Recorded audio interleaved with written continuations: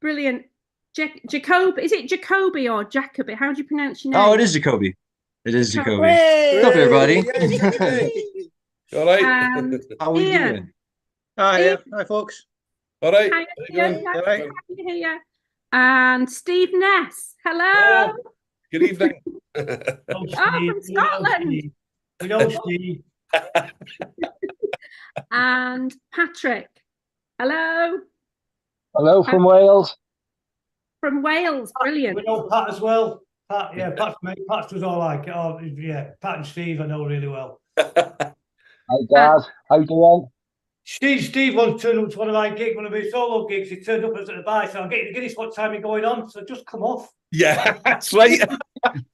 I was about a year ago. Was it 2 years ago? I don't know. Yeah, it was Sunday night. I remember that. Just come down the stairs. You went, you've missed it. It was 2 hours ago. I went, nah, come on, stop taking the piss. No, it really was. You thought I'm joking. Yeah. Richard, hello. Where are you? Hello. I'm in Glasgow. You're in Glasgow. In Glasgow. Yeah, wonderful. And Stephen Wood, hello. Your microphone's muted. You can't turn it on. Bottom left. Is that better? I didn't know if it was these. No, you're good. You're good. Where are you, Stephen? I'm in Prestwich.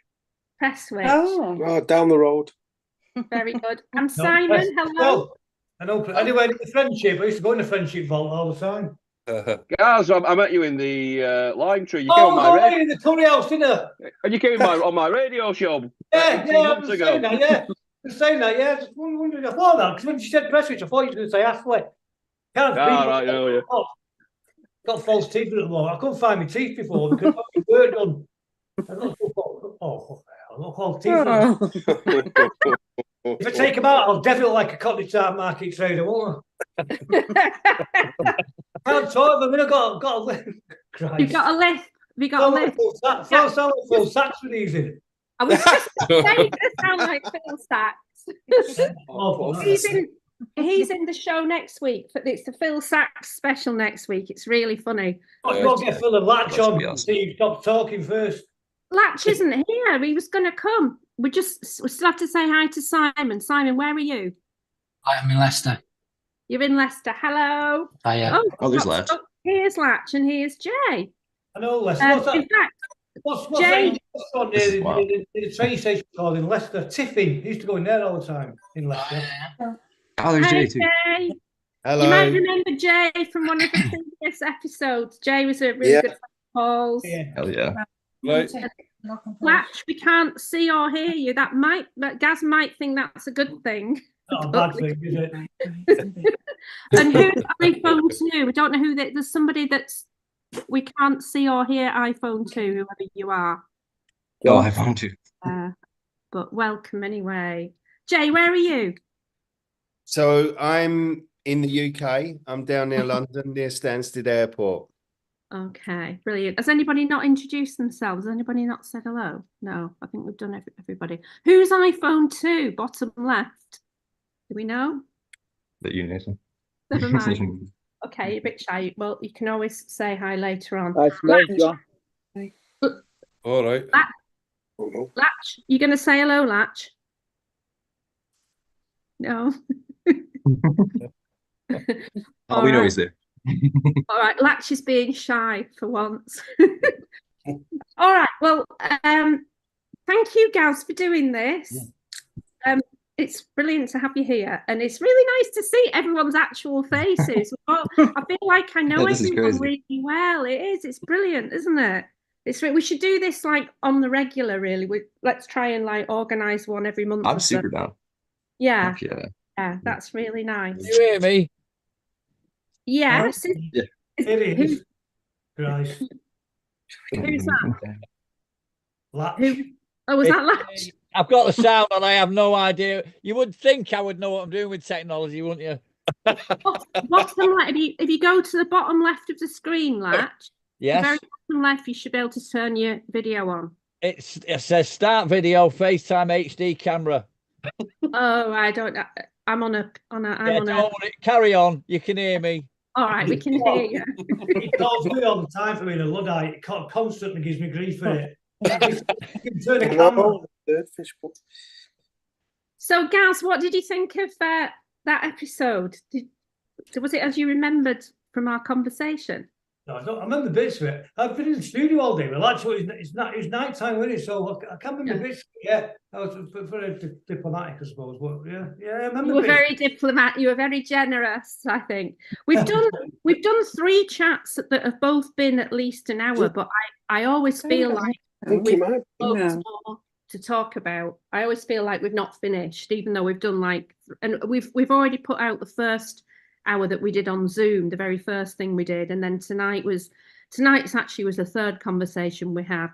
Yeah, there's the second conversation I'll put out, but I think we need to do another one because I don't think we really covered everything really. Oh yeah, well I'm travelling at the moment, but back in the UK next week for good. So then yeah, we do it live from the pub.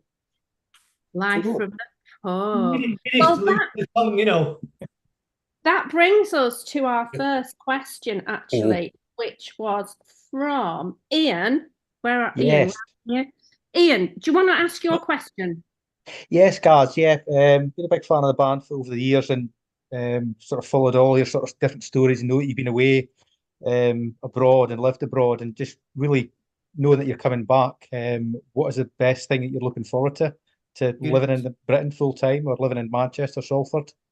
Guinness. I think. But I've never. Even though I've lived abroad, I've always spent about 6 months of the year in the UK, so I'm always there anyway. So it's not like I'm not there. It's just like my family was living abroad. So yeah, Guinness, listen to football on the radio all the time. Radio 4 used to, but I've gone off of BBC a bit. Food, bread. I like the bread.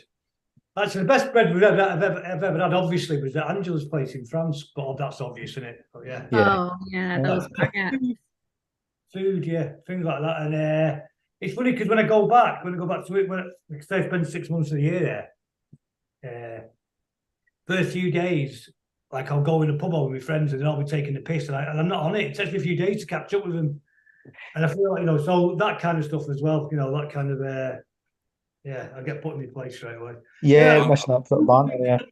I mean, you know what? It's of course the country's in a mess, but it's home, innit? You know what I mean? It's kind of our own mess. It is a mess, but yeah, the whole country. It's no different. I've got an eye infection, by the way. I'm not trying to be. I've got some allergy at all. And the prescription. Oh, here he is now. Look at him in the studio. We can't turn the camera on. Looking at the camera. No, I've got, because I'm in the studio. My laptop's over there, but I work here. Unbelievable.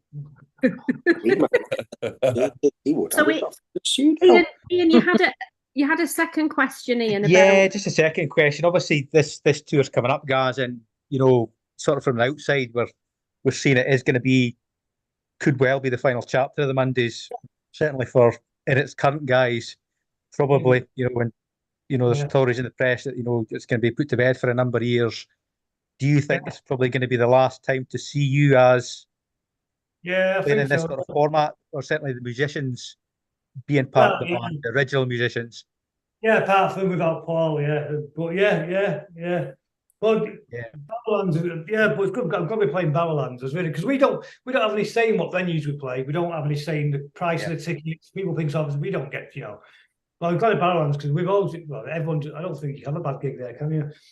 I remember. No, it's probably the best venue out there, the Barrowlands. It's really brilliant. I remember the floor goes down. Yeah, it's brilliant. Yeah. I love it. I remember once we did it. I don't know what year. Must have been in the late 80s, and we broke down in the countryside, just across the board, in the borders somewhere. In Lockerbie or somewhere or something. I remember reading. Somewhere like that. Yeah, somewhere like that. And we actually literally, someone went up and asked the farmer, and the farmer drove us to Glasgow. And we literally got there just in time. We had no sound check. We walked on stage. Look, the equipment had gone. We weren't with the equipment had gone. And we just literally walked on. It's going to be shambles. It was one of the best gigs we ever did. Mike's working on this. Yeah, Paul always said that you'd never ever done a bad gig in Scotland. They were always favourites. It's hard to say. Argentina's a bit the same. Argentina and Scotland are similar. It's kind of hard to. They won't allow you to have a bad gig. Argentina. What to do with the crowds as well? We're always there for a party. Yeah, oh yeah. So it's hard. Yeah, it's hard. No, I can't remember. I think we played everywhere in Glasgow. I don't know. Have we played anywhere else? You played it. The last time I seen you was North Berwick near Edinburgh in a little tent. I think it was maybe a month or two after Paul had died, and then that was the last time I seen you. That's right. Yeah, I remember that one. Yeah.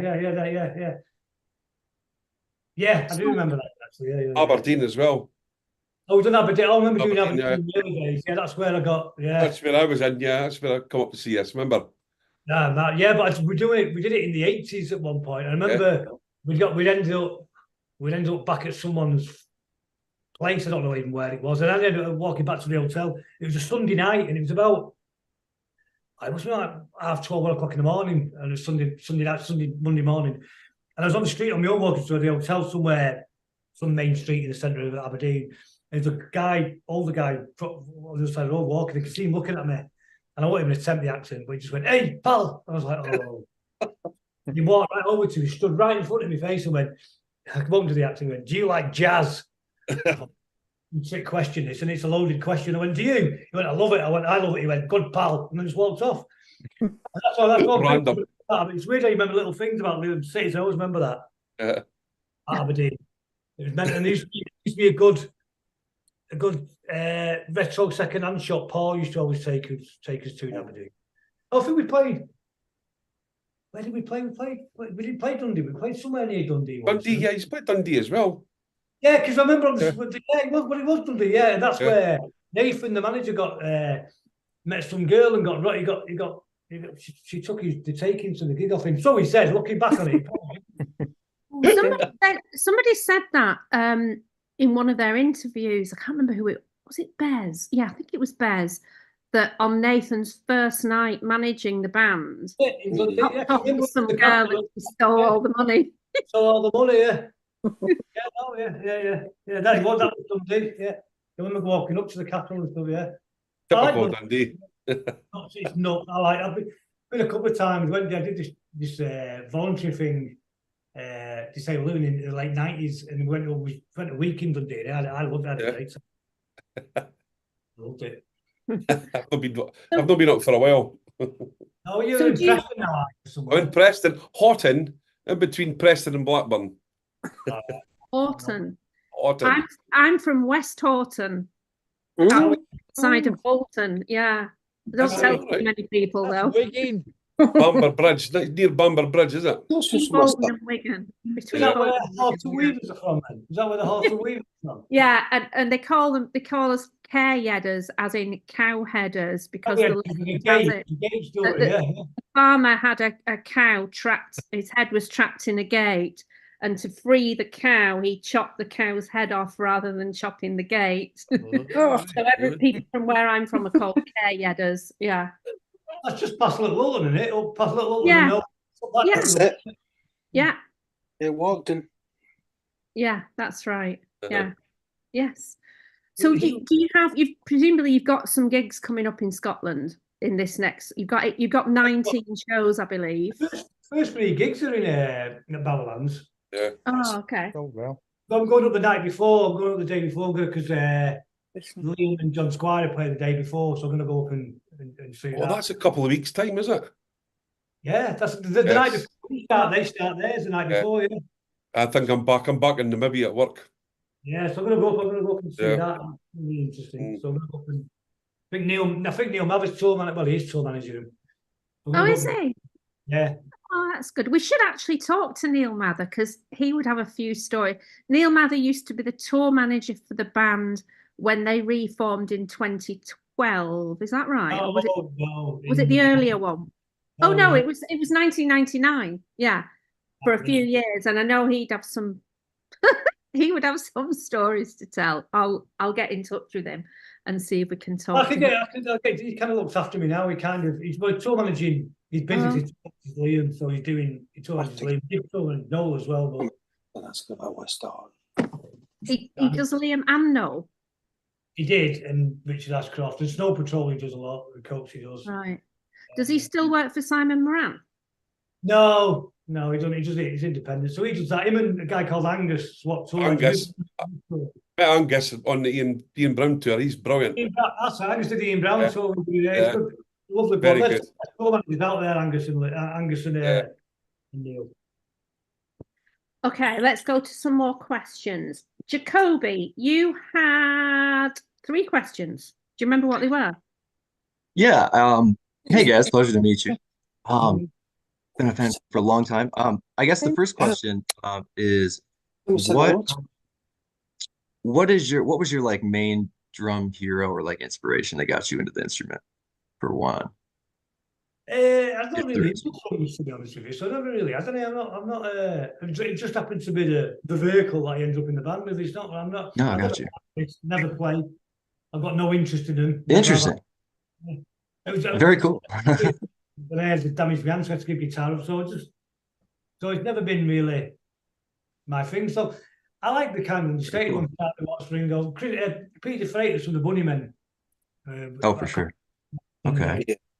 And all the funk drummers.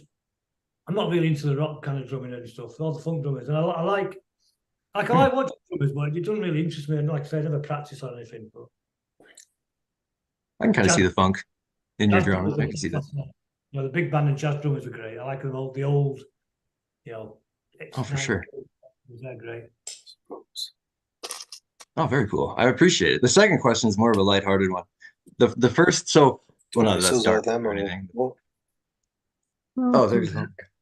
I was gonna say, when in the Step On video, you have a really striking resemblance to Stephen Perkins from Jane's Addiction. Did you ever meet Stephen Perkins by chance? This is so random, but I always thought that from that video. Yeah, we did a few gigs. We did Madison Square Gardens with Jane's Addiction. Oh wow, okay. Yeah, but it was like because we're both on Elektra Records. So got you. Okay. But I think that was the end because I've told the story, but there's a story where we was in the hotel and we go down to the bar before we're going down to. Oh right.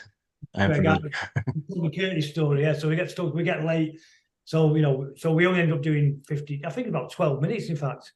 So I think Elektra kind of got sick of us. So yeah, I did meet him. Oh, that's iconic in a way. That's awesome.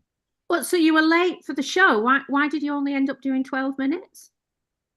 Because we were in the hotel bar, we were all making our way down. We talked to Tony Curtis. Tony Curtis, So we also went down there, and me and Sean stayed there, talking to him. And then it was funny because Tony Curtis said, "What time are you guys on stage?" He was like, "I can't remember what it was. I can't remember. 7:30." He went, "Well, it's 15 after now." And we were like, "Oh shit, we're running out of it." And obviously we're up near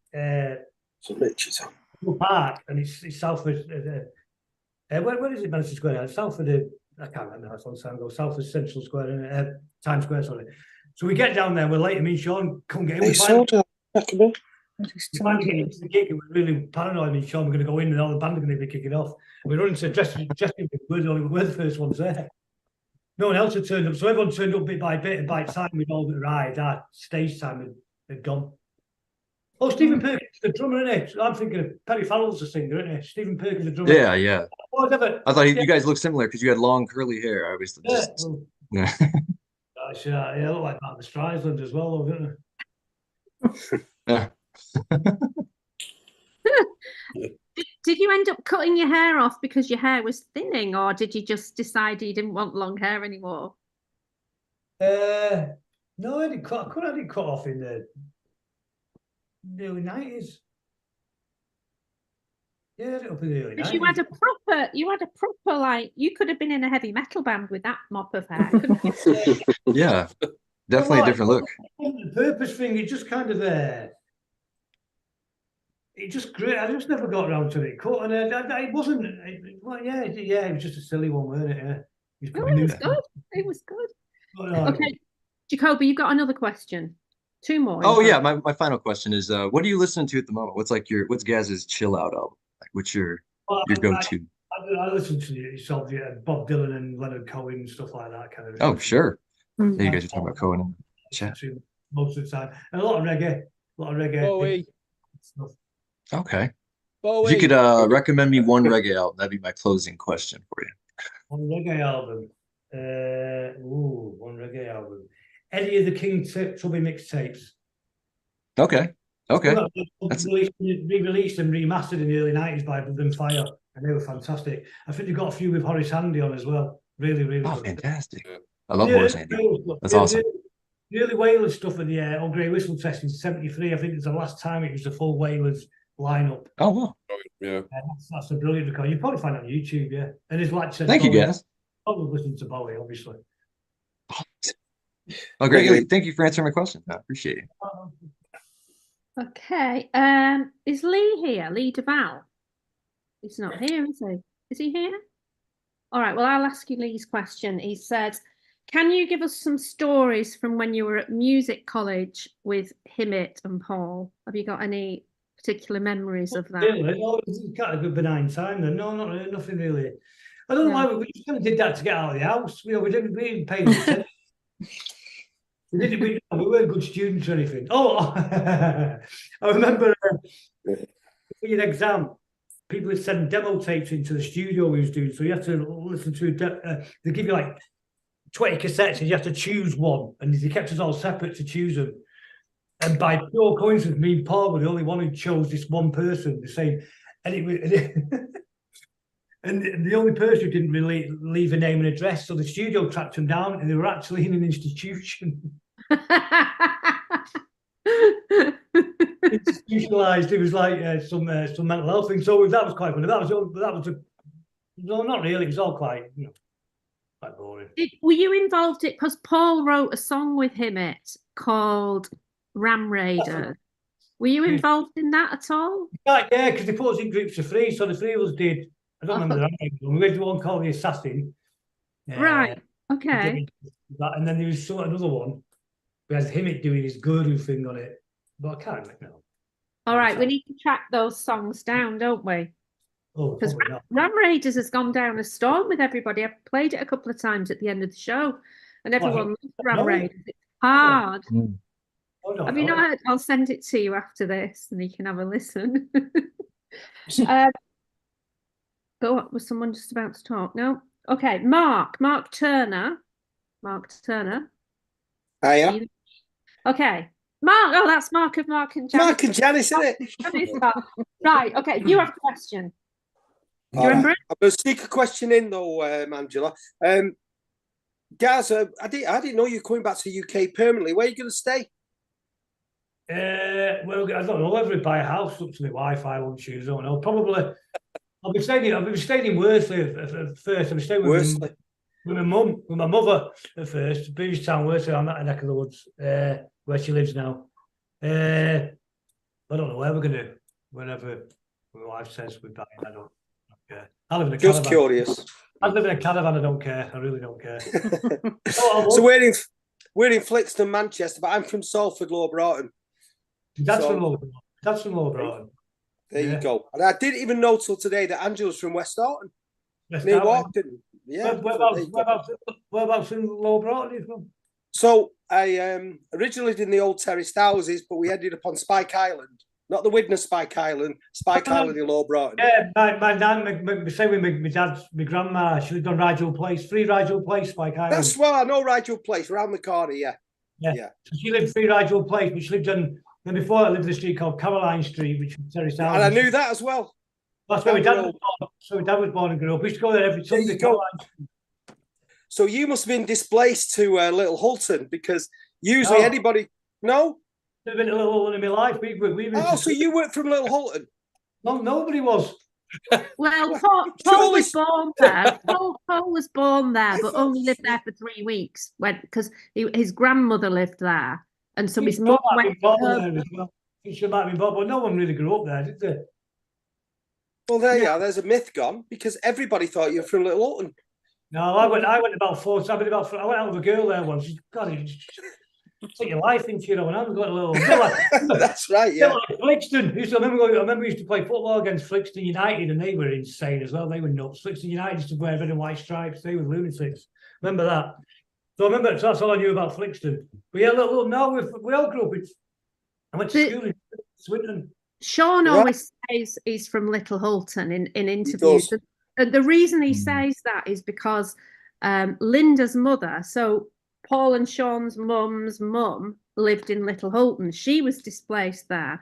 And when Linda was about to give birth, she was having home births. So she went to stay with her mum in Little Holton and stayed for like the first 3 weeks of their life at her mum's house, but then went back to where they were actually living. So technically, Paul and Sean were born in Little Holton, but they didn't actually grow up in Little Holton. I mean, it's I didn't know that. I remember when the band started in the early 80s, they had a house down Hilton Lane. It was kind of border walking little when the mum and dad had the house there. So kind of, but and PD might technically been Little where he lived, but I'm not, yeah. But we all went to school in Swinton and we all rehearsed in Swinton and it was kind of more of a Swinton band then. But yeah, I think Little was up the on the 38 and number 90 bus. It was crazy up there. Right, there you go. So the actual question was, have you always sang or have you just recently discovered you can sing? You're very good on the ballad of David Bowie. That was a great song. I'm not just good, and I can't. I'm not really a singer. Anyone can sing. It's just a muscle like anything else. It's just practice, and it takes a while. But I didn't, and I'm not very good. I've got a very low, low rate. I can't really, But luckily on I think it might just be me on that one. But on the other stuff, the family tree stuff, Chris, who grew up in Worsley near me, he's got a great range of vocals, so he does all the highs. I just did the Leonard Cohen low stuff like that. But they're the singers I like, Leonard Cohen, Bob Dylan, all them people like Dalton and John Lydon who don't really sing. I kind of like that, so I'm happy with that. I suppose you can have to sing better, but I don't really got no ambition to really sing better. I'm happy to Johnny Cash it for a while.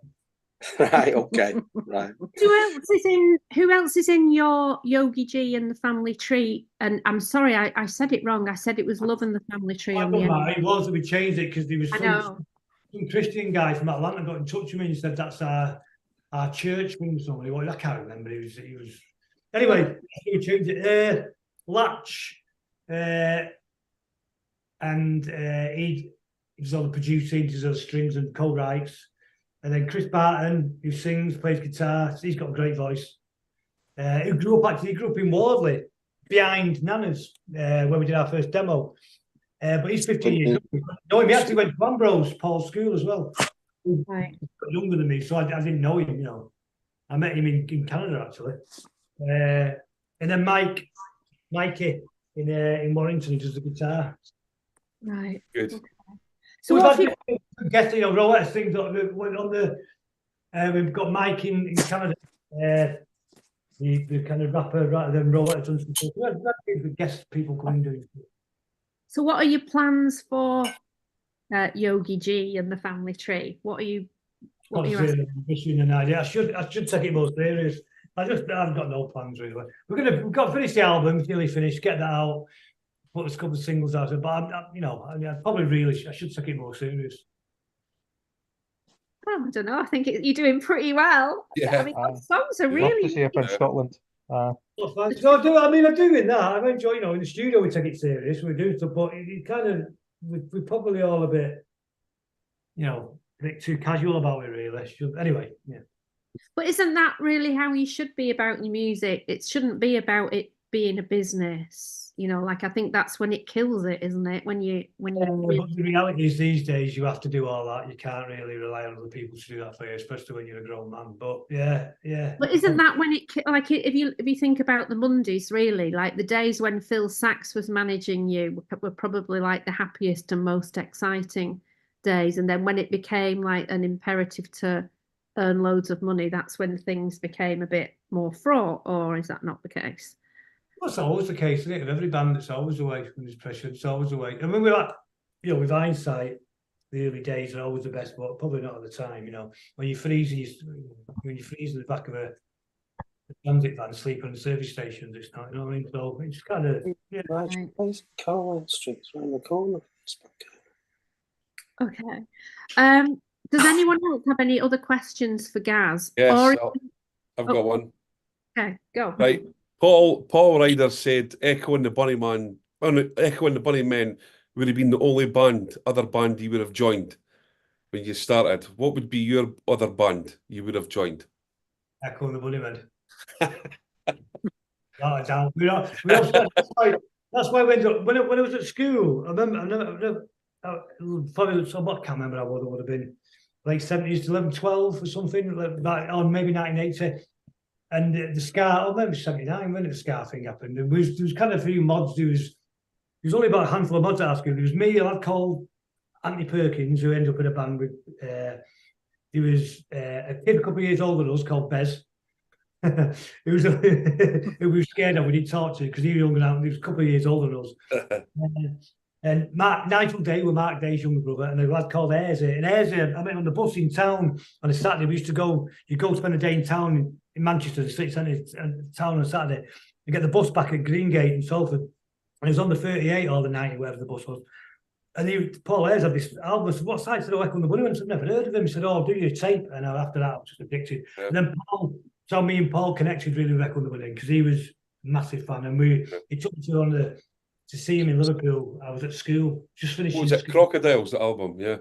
Yeah, when he had all the cameras and stuff like that. It was fantastic in Stanley Park. It was unbelievable. Thursday night, I remember, yeah. So I didn't go into school. Yeah, brilliant. Yeah, the Bunnymen, yeah, without a doubt. Brilliant. Okay, we've got a question from somebody who's watching the live stream on YouTube from Nick. This is an interesting question, actually. Hi, how have the band's gig riders changed from the crazy days to the present days? I'm presuming he's asking about the Mondays. And hello, Mick, no need, you're not interrupting. It's good. Thank you for the question. So how has your rider changed? Probably not much. Same. Guinness and wine. Raise my hand for a question.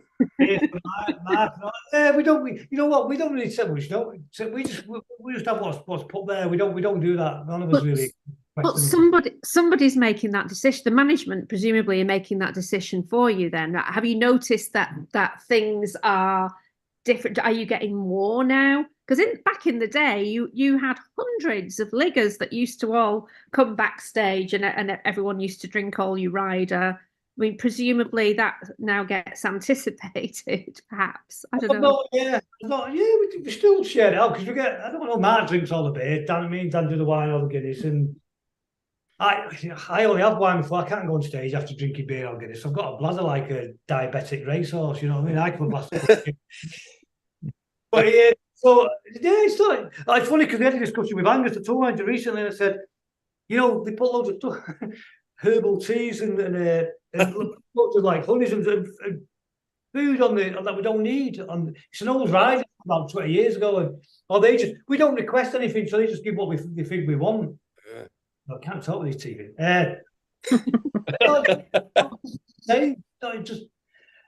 Yeah, maybe. No, yeah. M&M's chocolate, that's what I remember you had in Aberdeen. M&M, didn't we? M&M, that one about, we don't have, that's what we used to think about. Mark Day had the gin. He put the gin bottle in his coat, and he's like, that's mine. Yeah, Mark has the vodka. Mark has a bottle of vodka. What's that vodka called? Grey Goose. Mark has one of them. Yeah.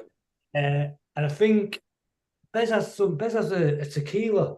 It's weird tequila. I don't drink it, so I don't know. Bez has a certain tequila. I know, like he has a little round bottle. I don't know what it is. He has that. And we share it with everyone. You know what Bez is like, so I don't know. Does Rowetta still have a whiskey? Jameson's maybe. She has a little room, so I don't know. Maybe, yeah. I don't know. So yeah. Can you talk a little bit about the setup backstage for the Mondays, about how it evolved? So there's one room for now. Yeah. So we have a room, band, and then Ro has a room, obviously, because she has to get costume changed and all that. Sometimes Bez has a room because he arrives later, because obviously he doesn't have to be there for the sound check. Sometimes he doesn't. And if he does, he spends his time in our room anyway. And I think Sean has the whole room, because Sean just turns up literally as we're going to go on stage and leaves. So I think he has a room sometimes, but I don't know. I don't know. Yeah.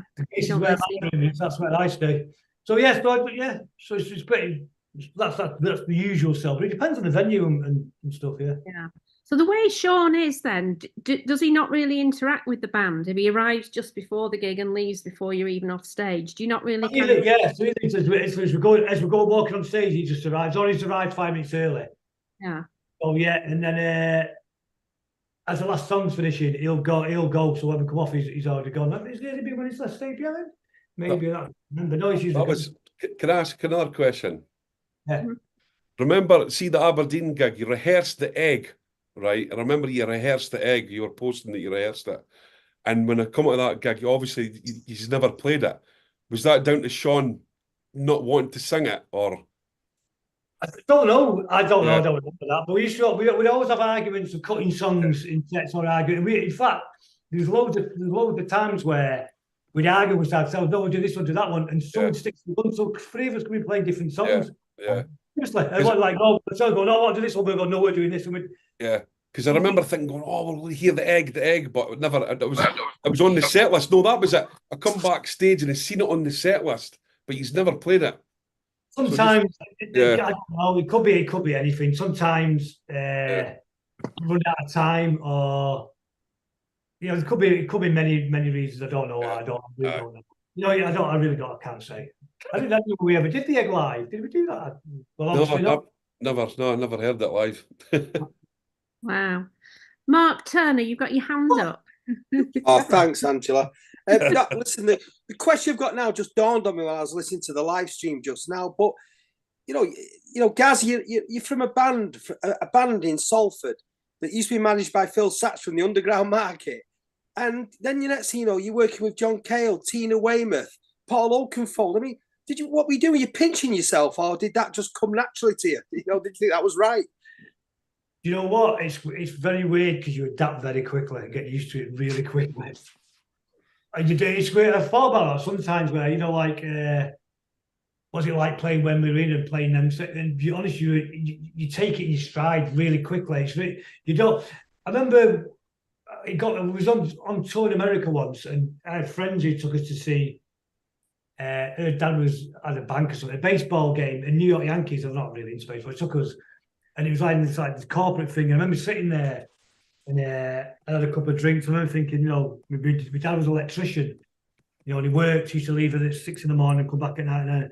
And I remember that thinking, God, I'm lucky. I can't believe I'm doing this. I remember that. But gigs like you take, honestly, it comes very. I'm gonna ring all the dogs coming. Oh, we have to. You come. I'm only joking, man. You adapt really quick. Surprised how you adapt really quickly. And when you meet people, it's sometimes that's a bit strange, yeah. Yeah, on your Sunday, Monday stories, you're always bumping into megastars. You know what I mean? When you were just in pub or whatever, You've usually a few pints deep by then, aren't you? So you try to take it. Well, you are. The weirdest one was, I don't drink that much. Let me put I used to, but I can't do it now. I mean, our kids are a bit drinking than me. I can't. But yeah, I remember the David Bowie one was really weird because it was Glastonbury, and it was backstage, and Bowie was headlining, and we were talking to Lee Mullins, the percussionist, knew one of Bowie's band, a drummer or something. We was just talking, and then it was like 5 or 6 was talking. You kind of got your head down. I'm a bit shy. You're talking, you have a drink, you're talking circle.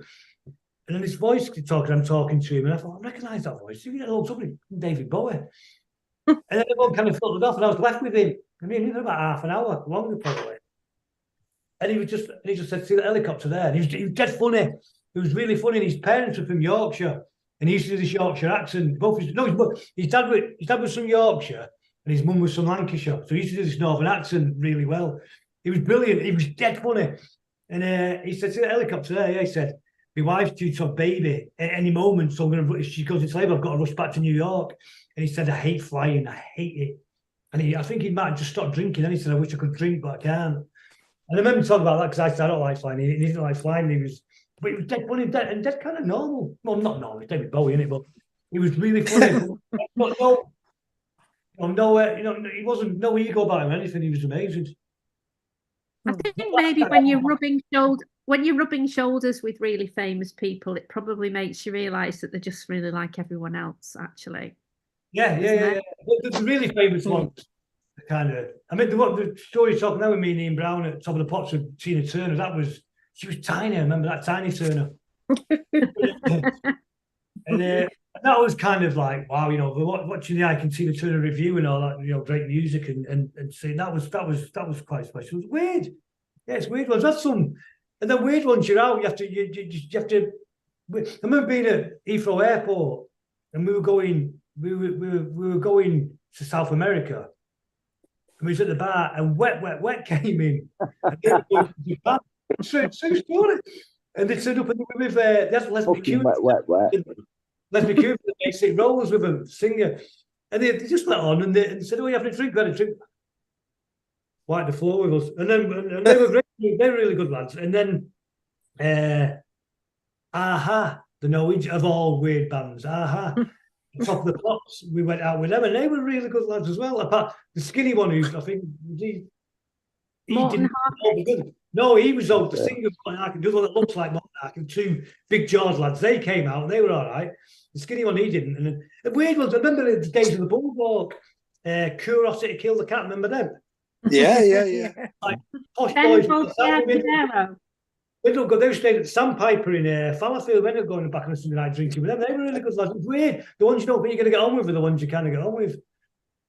And then obviously the Stone Roses at the top of the Pops. That was a really, we didn't know them that well. Kind of had mutual friends and you kind of knew Manny a little bit and Ian a little bit, but and we just hit it off straight away really, really well. We just sat in the BBC bar all day drinking. Brilliant. Got a question here from hang on, I've lost the picture. Oh, there we are. From Dave Tricks, who's watching the live stream. Is it true that Sean wanted Gaz to sing harmony on Pills and Thrills, like their Ringo tune? Yeah. I think he likes it. Was it true that Sean wanted you to sing harmony on Pills and Thrills? I did. We had to go at it. We did it, and then I got really embarrassed about it. I remember him saying, "Sing more like Ringo," and they recorded it, and then I just didn't. I didn't like it. I didn't know. So anyway, I think everyone ends up on it then. So we didn't. But yeah, it's true. Yeah, that's a true story. Is there a version that exists? I don't know. No, it's funny. I was thinking about that recently for some. Yeah. No, it's true. Yeah. No, that's true. That that's a box set version. I bet it's dreadful. Okay, Gary Burns, you've written a question. Do you want me to read it rather than you speak it? Yeah. Okay. Now you've progressed to be the lead singer. Would you trust Horse standing behind you on stage playing live? Yeah, of course. I'm not really a lead singer. We're kind of a couple of us sing and all that. So, but yeah, of course I would. Yeah, I'd say so. It's a completely different dynamic. Paul, I remember when Paul did his first big hand gig at the place in Salford, the King's Arms. Remember upstairs? Yeah. And I remember that just as walking on stage, we just arrived and I saw him. We were like, "Oh, you're doing that's a good looking on." And I know you'll walk it and be fine. I'm thinking, "I'm going to say, got some box to do that," And he did, and it takes a bit of getting used to.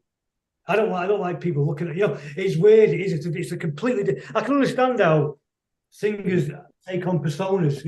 Bowie's the famous Bowie host has done it. As soon as I walk off stage, I'm David Jones again. I'm not David Bowie. Right.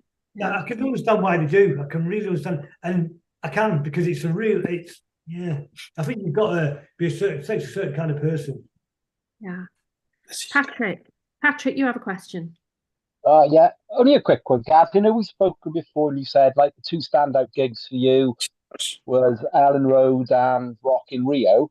Were there any since the reformation in 2012 that really sort of stand out, or is it just all sort of merge into one? That's one of them. I've got a quick other one as well.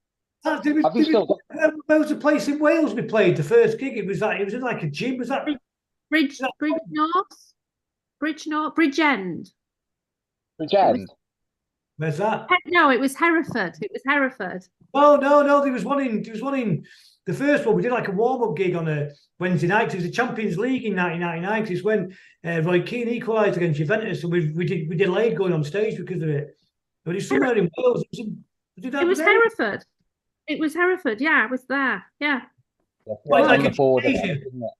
It was like in a kind of sports centre. Yeah.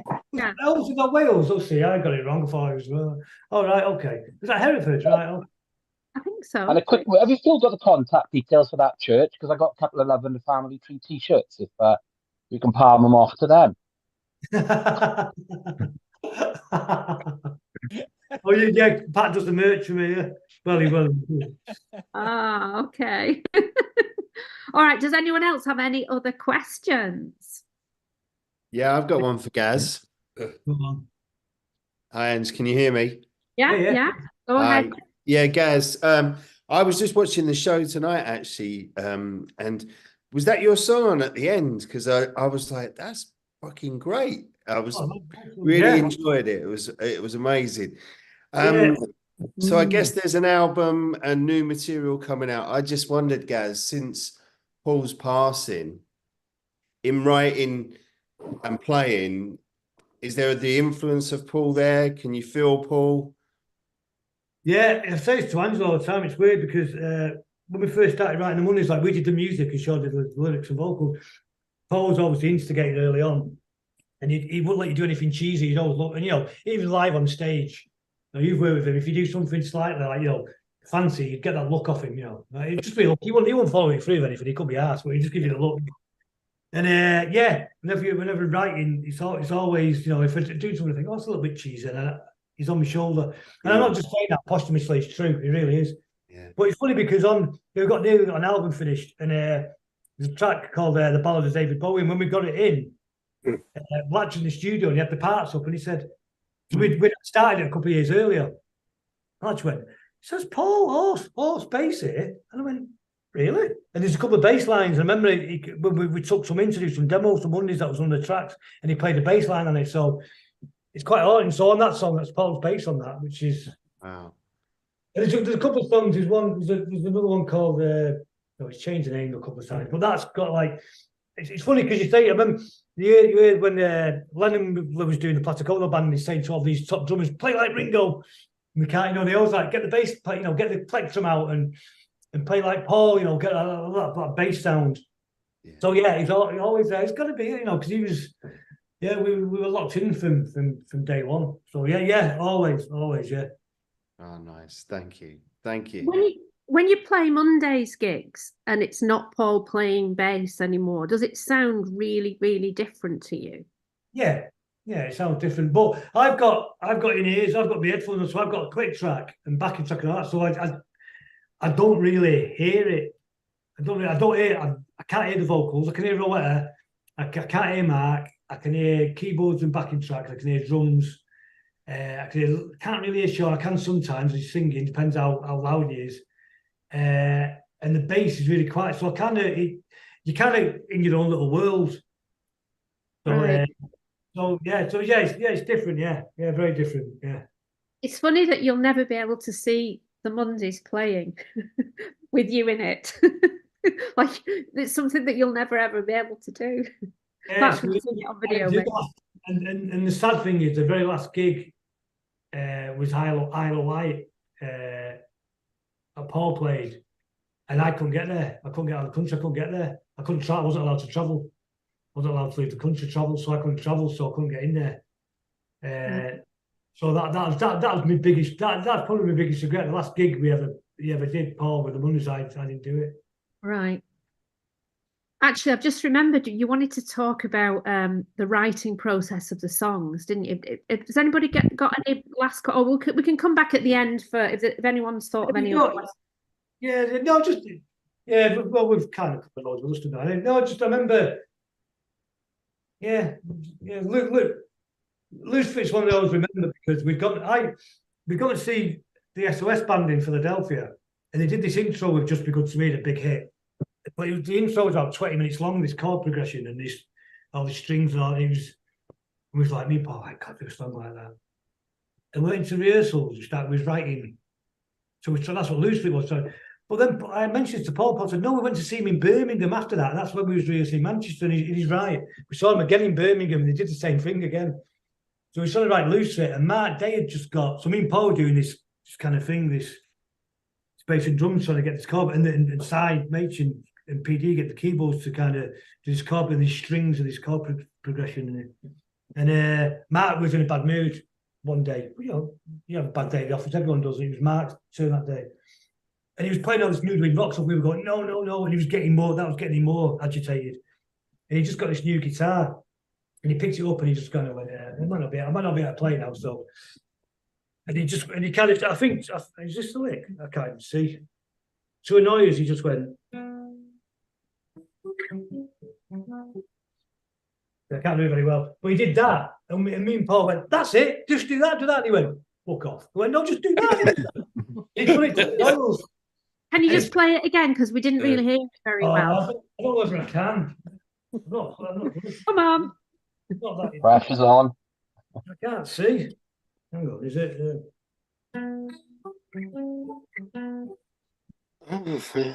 Okay. We all know that little riff. Yeah.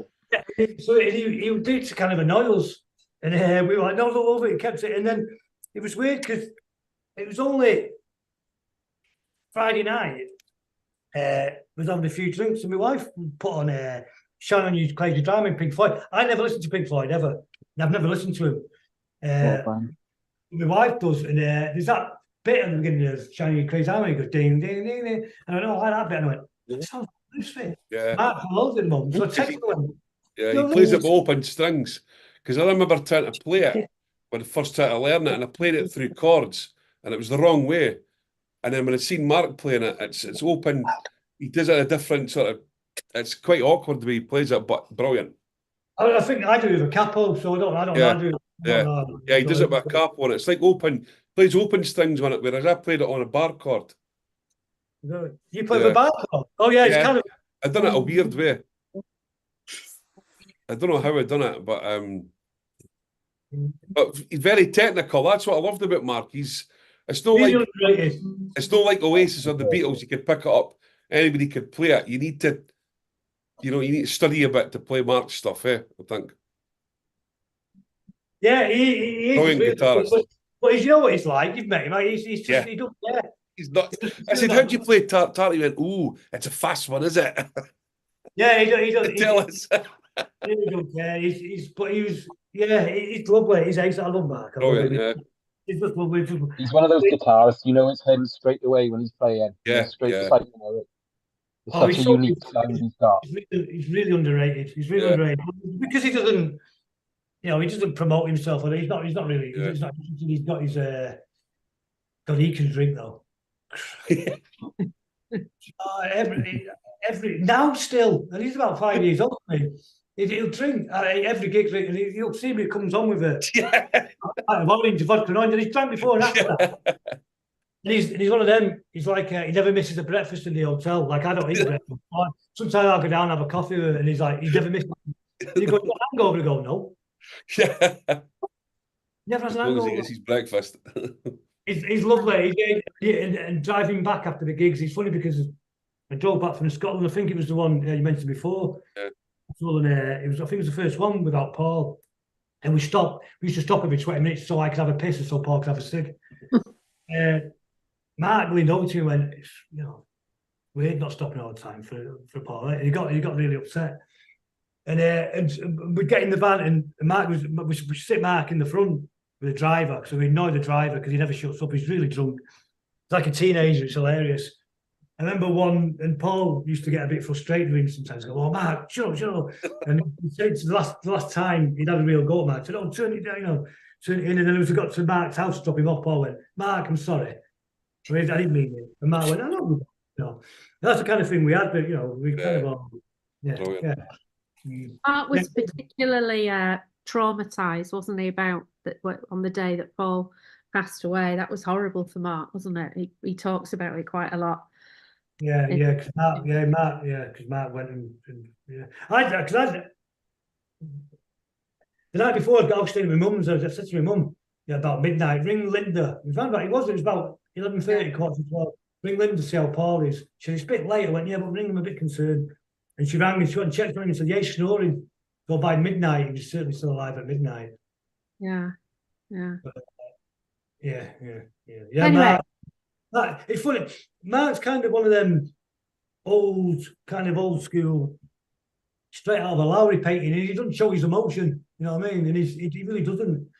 And so it's totally unexpected. Not that I knew he would be upset, but I thought, Yeah. But he gets really upset about it all the time. He can't even talk about it, and which quite surprised me. Yeah. Follow-up question from Dave Tricks. Shame you didn't do it. On the Squirrel and G-Man album, the song Weekends, sure can hear Gaz and Paul on the backing vocal bar, bar, bar bit. Didn't anyone want to do backing vocals for the Mondays? No, we used to try and get us to do them. No, we never wanted to do anything. We never wanted to do videos, interviews, or backing vocals. No, I didn't know that. Weekend Starts Here. Is that what it's got? What's that song called? Weekend-esque. It just says on the Squirrel and G-Man, the song Weekends. Wait. Don't know what that means. Never heard of it. Don't know it. But anyway, a song on Squirrel and G-Man, you can hear you and Paul singing backing vocals, apparently. But no. No idea. I'm surprised Sean was actually encouraging you to do that. That surprises me. Yeah, I'm sure that's us. I'm not sure. Is it? Oh, maybe. I don't know.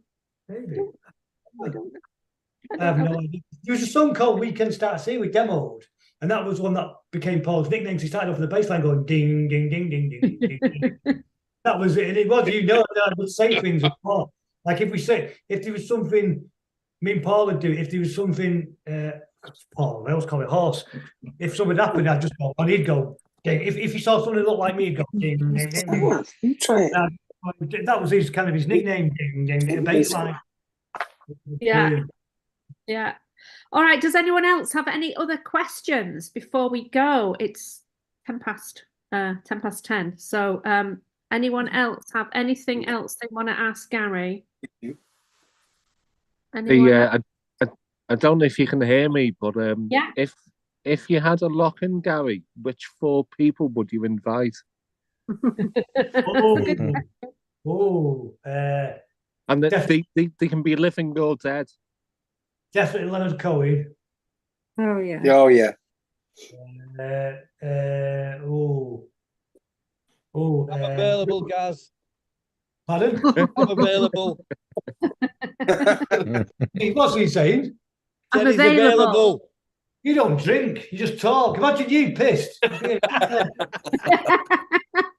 The Mark George Harrison, Gaz?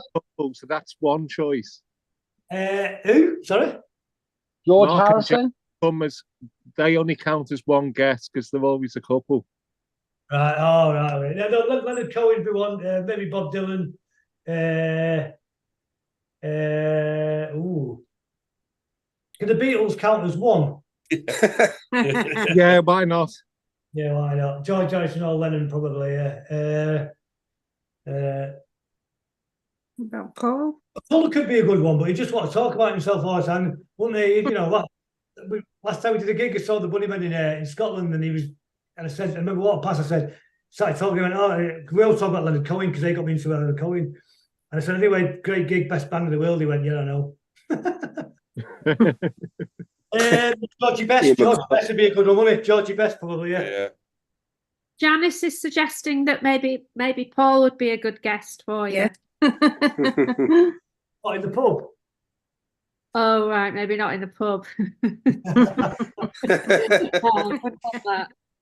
I'd find that easier to set up than this Zoom meeting tonight. Oh, no. I know. No. Okay, we've got another question. What does Gaz think is more important in terms of drumming? Technical excellence like Neil Peart, etc., or just good solid patterns that support the song like Ringo Starr? Yeah, musical drummers. I don't even know what Neil Peart is. Actually, okay. I do. I'm being disingenuous there, I do, but I only found out recently. It's from a Canadian band, Rush. I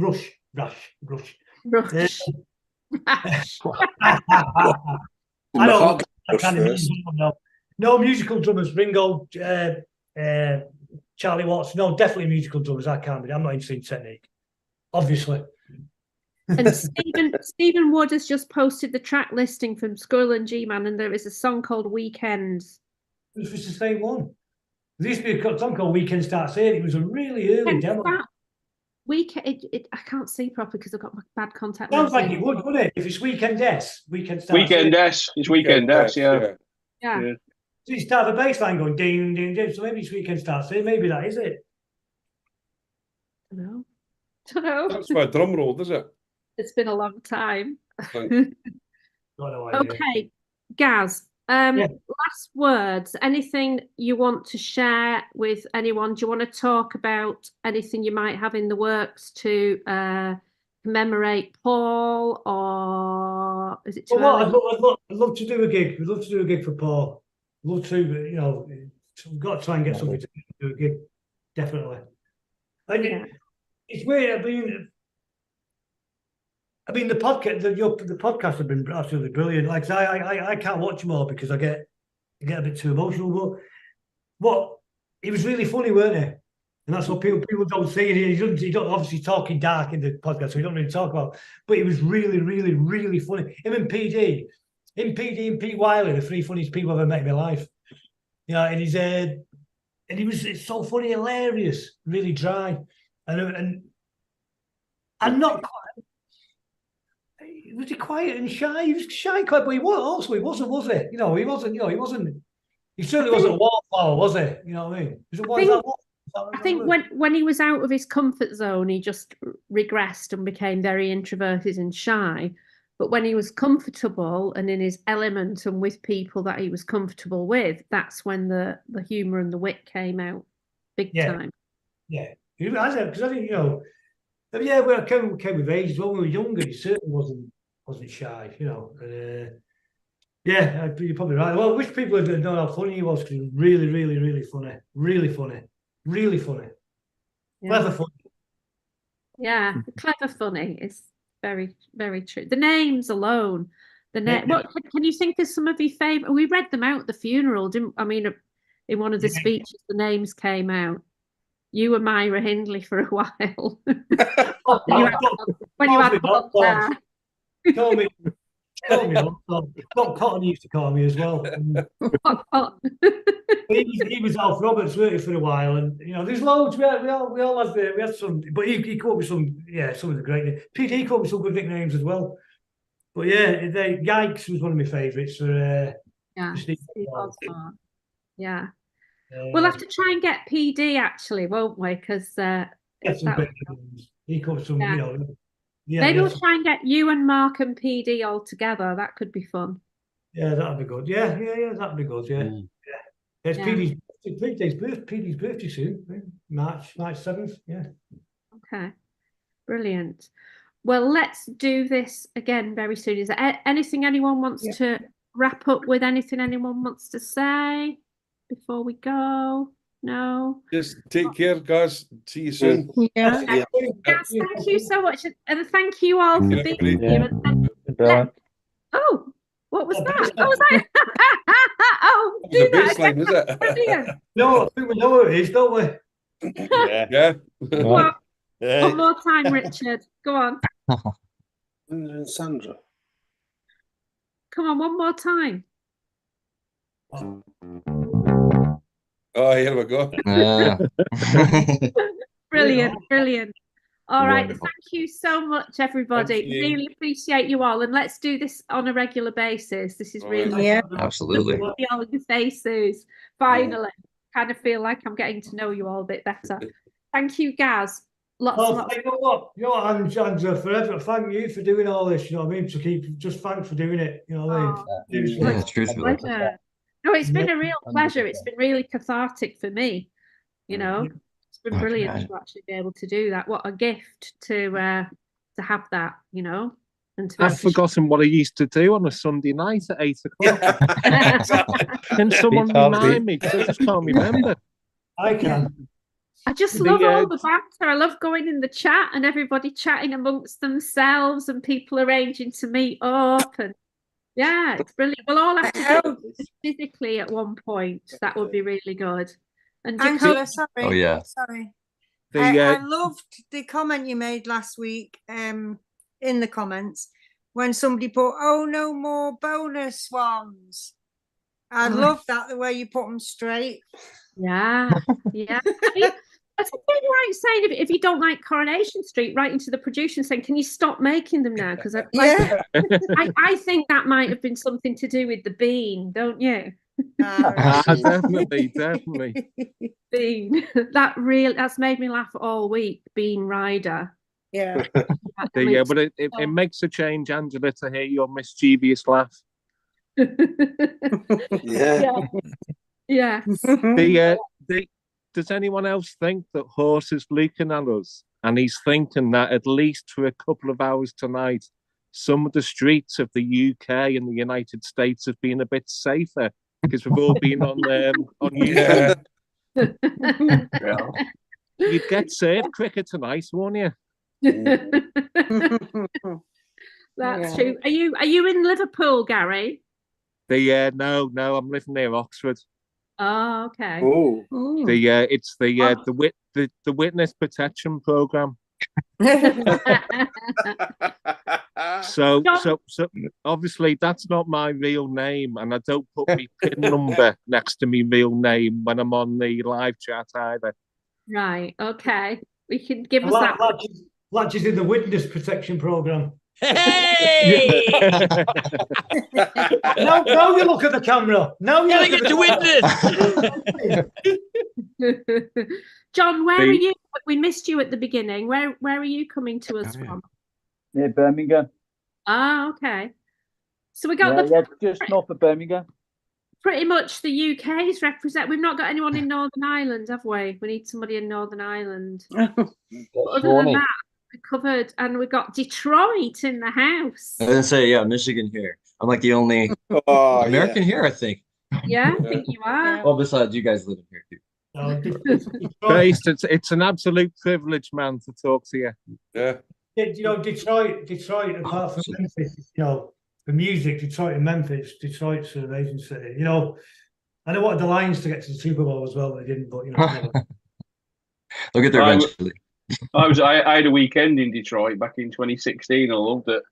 I love it. I love Detroit. It's a cool city. I've done Gracelands and everything, but the Motown Museum's the greatest place I've ever been. I loved it. Yeah, it was brilliant. Guys, we went on that. We went watching FC United play the friendly over there. We went over watching it. I've never been. I'll make it there one day. It's a cool city for music. It's not as dangerous as everybody, at least as it used to be. I don't know. I think I walked into one or two wrong areas, shall we say, but we got out of it. It's safer to based. Yeah, there you go. All right, everyone. Thank you so much. Thank you. Yeah, thanks, guys. Thanks, Gaz. Thanks, everyone. Brilliant.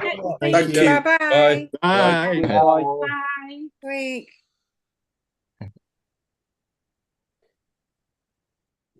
That was Bass Soldier just going there. Fantastic.